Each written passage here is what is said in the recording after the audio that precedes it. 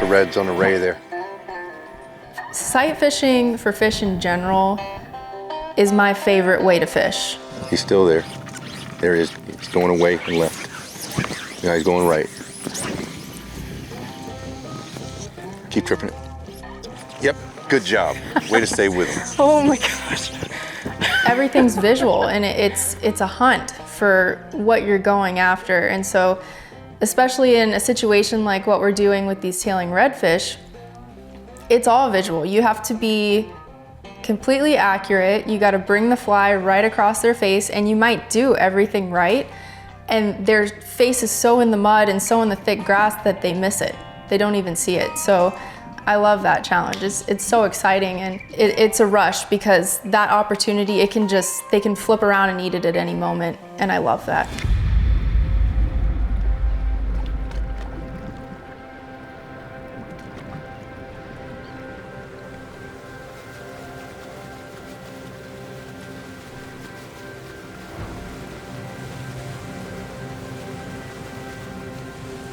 Something I like to do when we're moving from summer into fall is go look for tailing redfish. This time of year, it's still pretty hot, but we get a lot of storms that come through to cool the water off and the land. So after that, it can be a really good opportunity to go look for tailing reds, because once the storm clears, they're feeding in the grass on the flats. Occasionally, you'll come up onto a flat, it's real shallow water, and these redfish will start feeding in the thick grass where there might be shrimp or other little crustaceans that they like to eat. So when they start to feed in this grass, they point their mouth and nose down, because that's how the shape of their mouth is to feed. And when they do that, the tip of their tails often stick out of the water because the water's so shallow. And it makes it a really good opportunity to sneak up on them real quiet and try to feed them and bring a fly over their head. And they just think it's another shrimp or something swimming by, and it's a great feeding opportunity. Okay.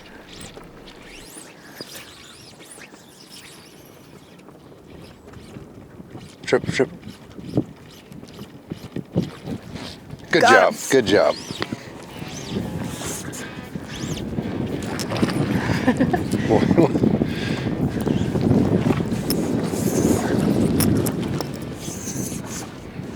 Watch your right foot. Yeah. No, this man, he took off. He burned my finger there. Yeah, he took off quick. I think he didn't know what happened when I first hooked him. I think he's got it figured out now. That was like 6 or 8 fish on that ray. Oh, I know. They just get a little spooky. Sometimes they see the shadow of the line, and I didn't hit them with the line. No, I know. They felt something or saw something and didn't feel right. It's actually a bigger fish than I thought it was. It's a good one. You know, every day is different every time you go out. One day you might really be on your game and you put the fly in the perfect spot and they eat it and they do exactly what they're supposed to do. And then the next day you might go out and you put it there perfectly and they hate it and they leave. They're just in like a different mode, or they're a little spooky and any little thing just turns them off and the moment's over. Day to day you change too. You might not be on your game one day as much as you were yesterday. And I think that's very enticing to me with this entire sport itself, because it's not just the achievement of doing something. It's a good fish.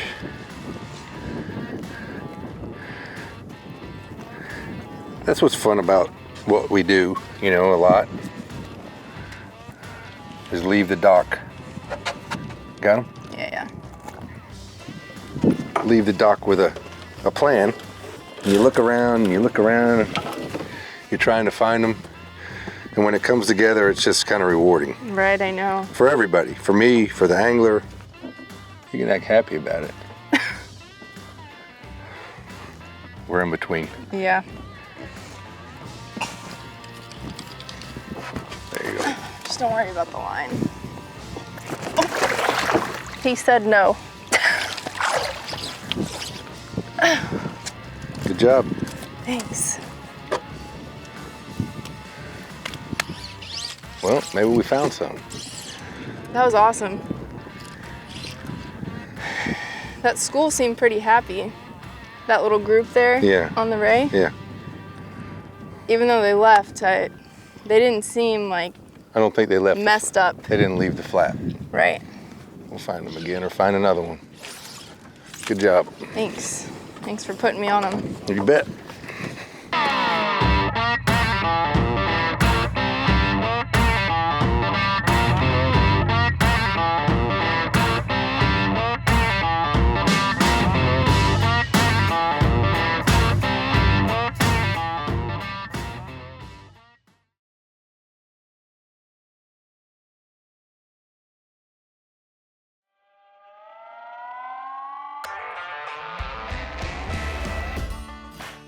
When you're fishing on a skiff, it's a team effort.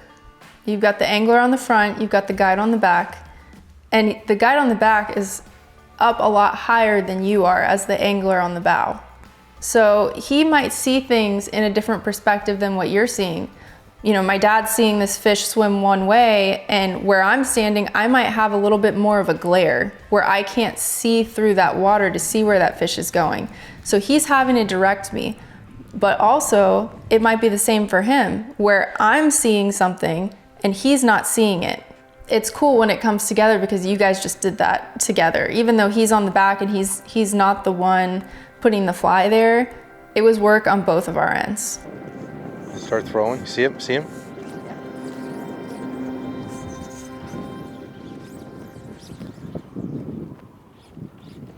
Short?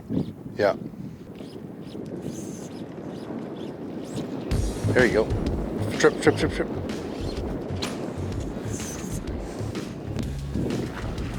You got a snapper? Fish. No. Is it? I don't know. No, I think it's a red. Yeah. It's just a little red. It's all right. We'll take a little red.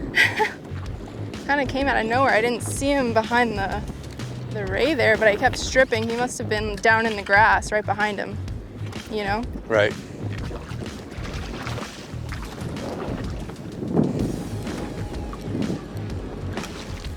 I did not see that one.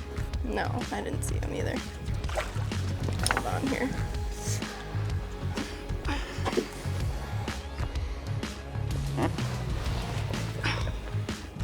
You know, it never ceases to amaze me how these fish figure out that they should follow a Ray.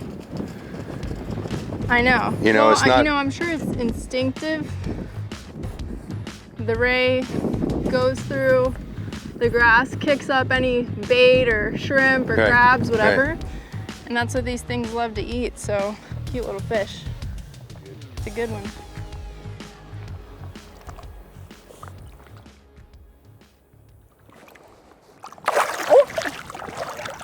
I guess he's ready to go. Good job. Thanks for the push. I don't know if you noticed, but the weather is turning south behind us. Yeah, I see that. It's pretty dark. I think we can fish. We got time to fish this flat out, but we may make a move Need after to get that. going, yeah. Living in Florida, there's no telling what the weather's gonna do from 1 minute to the next. On a day-to-day, especially right now, like right now we're in our rainy season. It's hurricane season, and naturally, as hot as it gets with the Everglades where we're fishing, there's this convection that happens where it gets hot, that shallow water, swampy water evaporates up into the air, and it creates these thunderstorms. And the thunderstorms come in naturally to cool the land and the water down. Because when it gets too hot, it's like these fish are boiling. It's God's way of balancing the pH of that water, bringing in fresh water from the sky to mix with the salt water, and it helps balance it for the entire environment.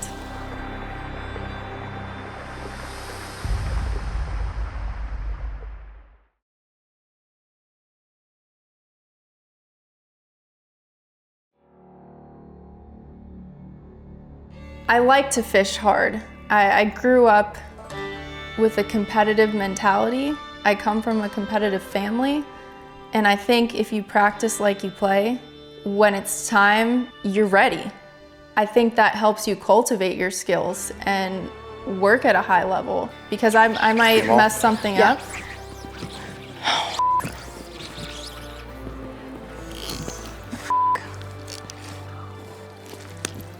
That shouldn't happen there. No, I know that's Not good. yeah, I know. That drives me to go home and get better at that. And if I didn't have that, if I just went out all the time and, oh, put it right in front of him and he ate it, great. That's not what keeps me coming back. It's the chance of it not working out, and when it does, it's exhilarating. Oh, right here, right here. This thing just went in the grass. He's belly crawling in the grass. Okay, just hauled ass to the right. Oh, there's a fish right in front of you still. Where? 11 going away. That's a shark. That's a shark. Yeah. No, there was a redfish. He came right here and went into the grass. And, you know, that's the crazy thing. They could be tailing, and then the second they want to disappear, yeah, they go down and they're gone. Go into the forest. And you can't really see them. You can see a little bit of movement. Fish just tipped at 11. Almost in range there.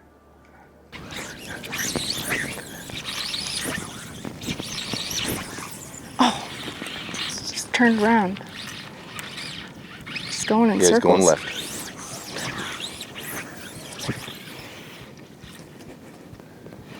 Strip that.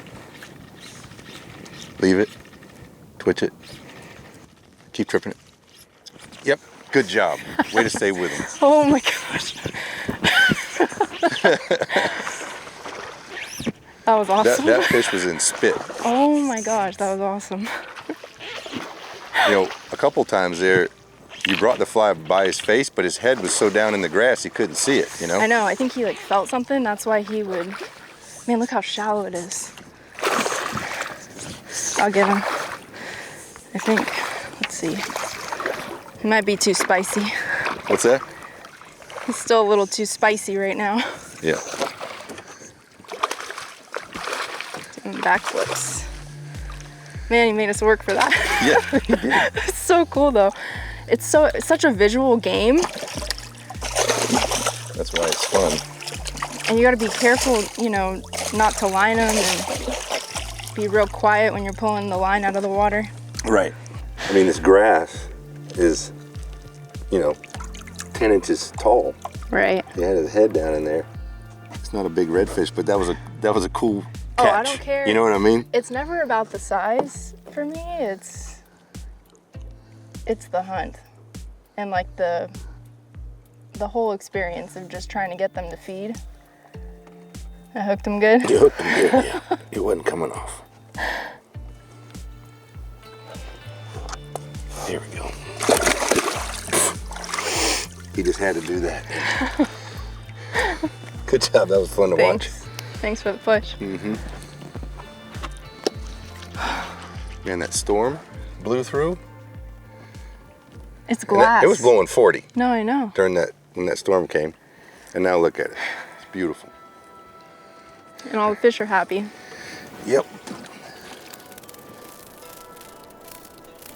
I think doing something like this, you know, you can compare it to anything in the outdoors. Like you're stalking a white-tailed deer or a hog on foot with a bow. You know, there's a lot of movement that goes into that, and you've got to be precise and methodical and timely.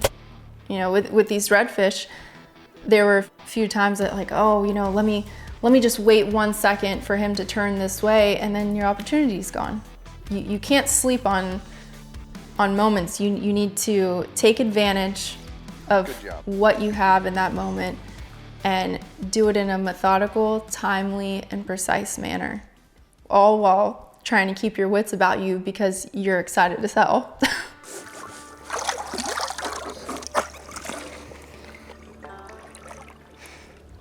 I mean, look when he gets his head down. There's no way he could see a fly going over his head. You know? Right. This grass is just so thick. Yeah.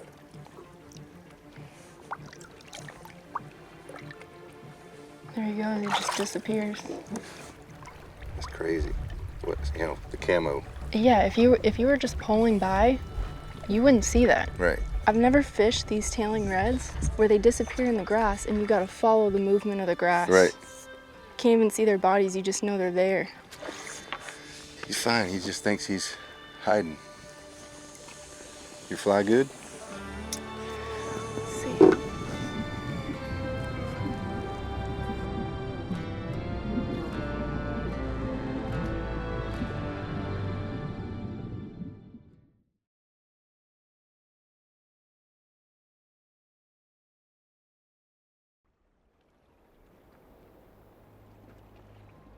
One of my favorite parts of being back in the Glades is you don't see anybody else. And you're kind of blending in with your surroundings. It's quiet. You might hear some birds flying by very quietly. It's nature untouched. And I think it's really special, and I love just submersing myself in that experience. I think it's extremely important for the generation after me to understand and know nature. If they don't know it, they won't appreciate it. If they don't appreciate it, they won't understand it. And if they don't understand it, they won't protect it. And if they don't protect it, who will? Okay, now we deserve 10 redfish. We don't do things like that to deserve. We do it to... I know. Right there at 3. How far? He's in range.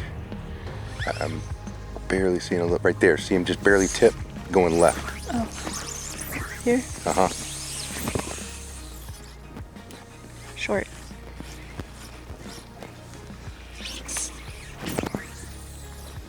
Yeah, good. He's going away now? He's going left. Going There. here? He's 3 feet left of that. Still going left. Oh my God. He's there. He's just started tailing again. Right here at 2:30. Here? This line? Left, tad left. Yep. Twitch it. You got him. Good job. Great cast. Perseverance. Good guiding. You talked me through that one.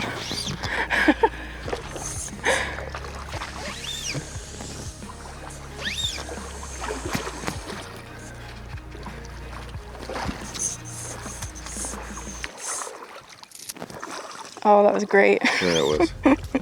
This whole afternoon's been great. Like, Yeah. just to see all these tailors, whether you Oh my catch them gosh, or not. You know? it's a dream. It's awesome. And they're not giant fish, but that's not the deal. No. It's just It's the sport of what you're doing. yeah. It just makes it so fun. It's such a challenge to feed them, and they're rewarding enough. Oh, he's just sitting under the boat. Probably stuck. Just strip down and pull hard. There you go. Let's see if I can get him out. I may let go here if he's still got some juice.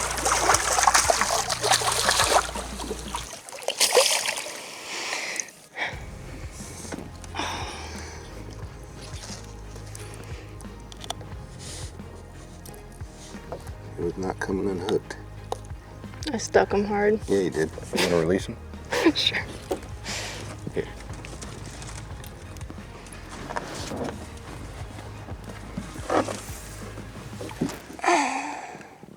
Ow, you got some teeth. I love sharing experiences like this with my dad.